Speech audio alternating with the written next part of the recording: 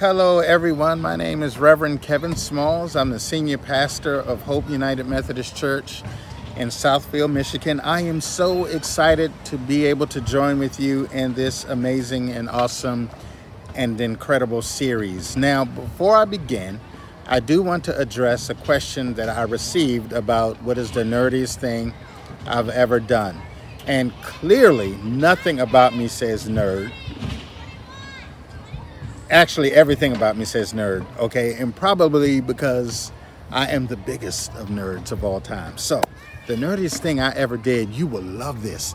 When I was 15 years old, I saved up my money and I bought all the volumes of the Judicial Council decisions of the United Methodist Church as a teenager.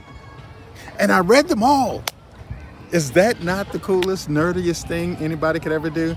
I ought to get the prize for that. But anyway, moving right along. So my conversation with you today is about a very difficult, tough conversation and subject, and that is that of racism. And while I am having this conversation with you now, our country is embroiled in conflict over the issue of race and police brutality and systemic oppression and injustice. It's pretty hot right now.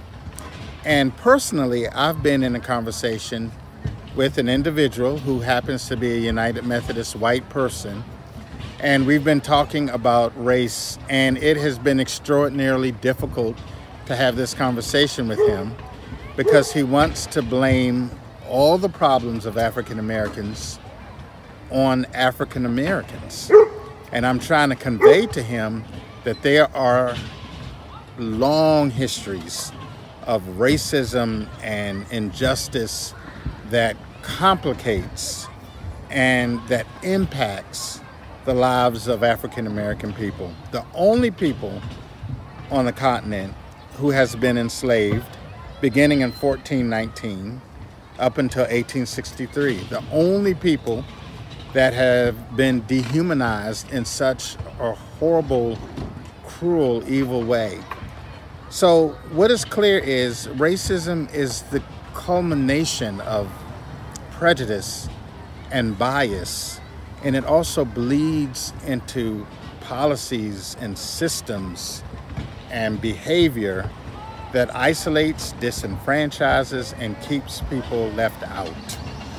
This is what racism means. And so, to be honest with you, you don't have to be a member of the Ku Klux Klan. You don't have to be an Aryan. You don't have to be someone who lives in the South. You don't have to even hate black people. And you can have tons of black friends and still be racist if you are unaware of the behavioral practice, the feelings within that lead you to live a life that discriminates and isolates and puts people down based on their skin color.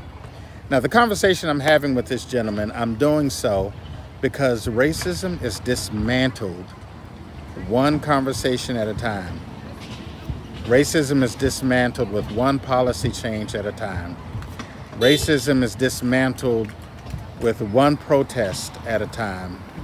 And sadly, in some cases, racism is dismantled with one death at a time. So it's up to us whether we will be people of bridge building or whether we will be people who disconnect and who support disconnection and who support separation. And wherever we encounter people being mistreated and people being isolated, be they the immigration community, African Americans, Muslims, women even, we have to be bold and we have to stand out and think for ourselves and know that with us, every sentence, every statement, every act of love is one way, one step toward dismantling systems that bring so much harm to so many people. I hope to run into you soon. God bless you as you have conversation around this. Hi, I'm Reverend Alex Plum. It's my privilege to be with you today to talk about our responsibility as individuals who are white or part of the majority race to confront and to undermine and deconstruct racism. One of the most important things that individuals who are white or part of the majority race or part of the majority identity in any setting is to understand what implicit biases they might have. Implicit bias is a term that speaks to the learned behaviors, attitudes, and perceptions that we hold that we have learned over time because of the culture that we live in, because of the place where we grew up, because of our home life, where we went to school, or where we went to church. Culture, as we're exposed to it, creates norms in our mind that are repeated. I hear people who are white sometimes talk about being afraid of going into places like Detroit or Flint.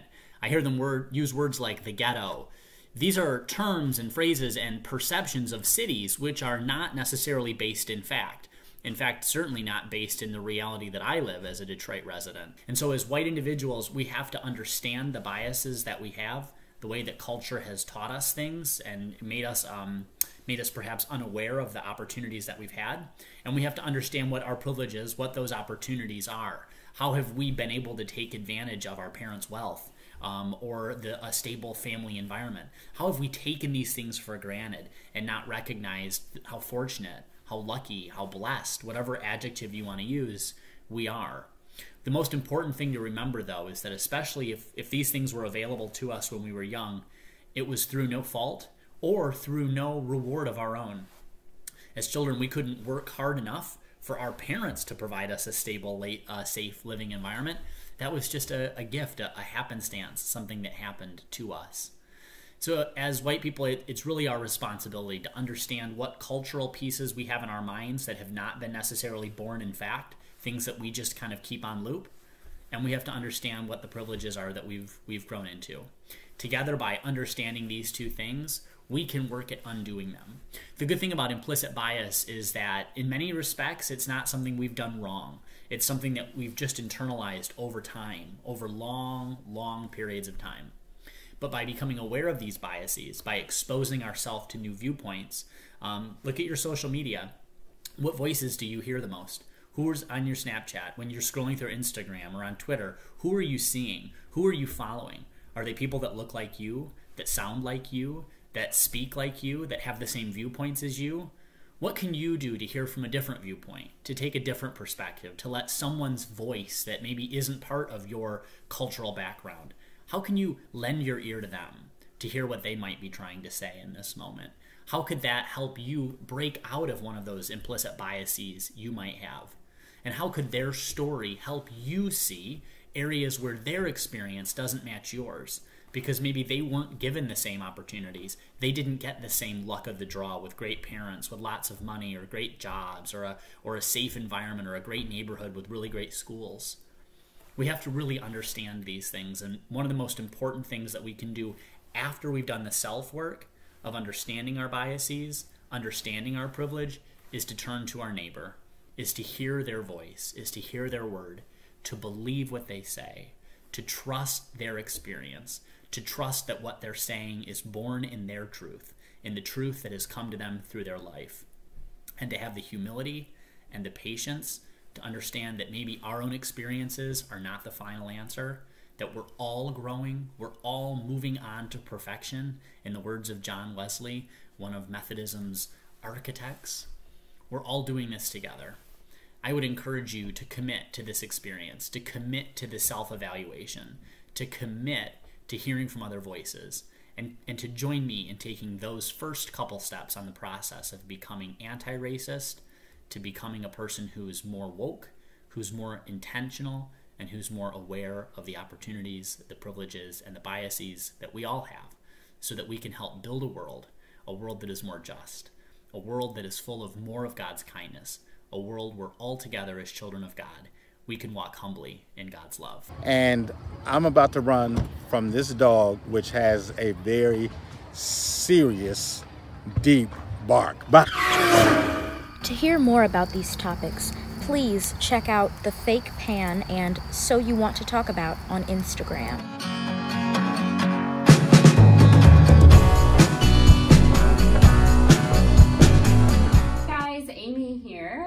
with your announcements for this week.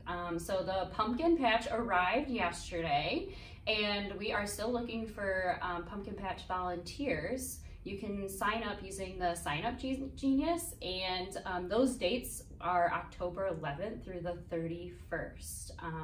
Also, with the pumpkin patch, we're doing a Scarecrow Contest. So if you want to create a scarecrow, you can do that with your friends or family. Just show up to the pumpkin patch. There'll be a scarecrow for you to decorate.